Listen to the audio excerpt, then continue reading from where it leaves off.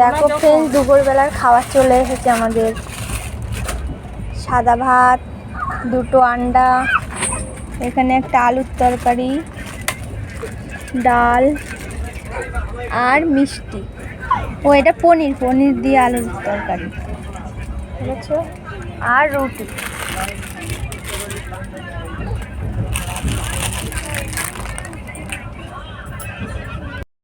দেখো ফ্রেন্ডস, ট্রেনের থেকে নেমে গেছি, এখনই নেমেছি, দাঁড়িয়ে আছি। এবার বাড়ি যেয়ে কথা হচ্ছে।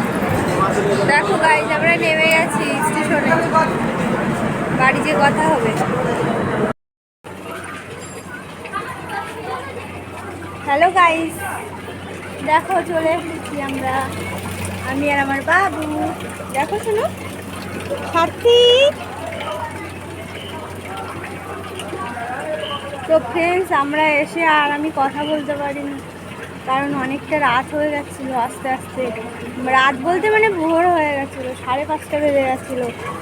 তো মানে ট্রেন লেট ছিল, তো ওর জন্য তো এসে আর কোনো কথা বলতে পারিনি।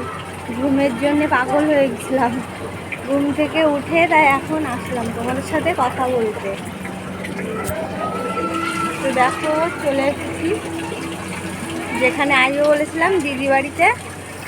দেখো আমি এখন ব্যালকনিতে দাঁড়িয়ে আছি। এই দেখো ফ্রেন্ডস, আমার সোনা মাম্মা। দেখো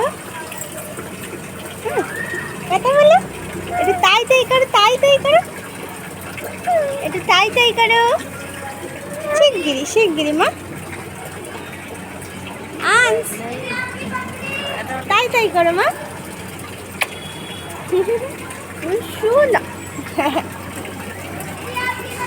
দেখো ফ্রেন্ডস, দিদিরা শ্রাবণ মাসের সোমবারে নিরামিষ খায়, তো তার জন্য দিদি রান্না করেছে সয়াবিনের তরকারি, সাদা ভাত, আর সকালবেলা বানিয়েছিল ঘুগনি আর কি রুটি বানিয়েছিল, তাই খেয়েছিলাম।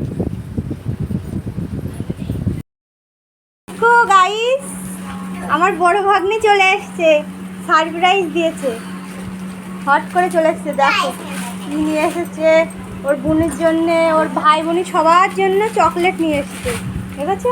দেখো আর একজনে দাঁড়িয়ে আছে, আর এই যে ছোলে ভটোরে নিয়ে এসছে, দিল্লির ফেমাস ছোলে ভটোরে। দেখো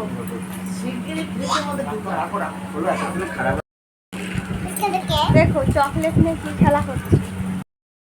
তো গাইস, কাল তো রক্ষাবন্ধন, তো কাল রক্ষাবন্ধনে আমরা সবাই মিলে কি করি, তো তোমাদের সাথে সব কিছু শেয়ার করব, তোমরা ভিডিওটি দেখতে থাকো, ঠিক আছে।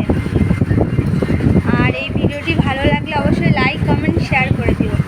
আর ভিডিওটি এই পর্যন্তই, কাল আবার দেখা হবে নতুন একটা ভিডিও।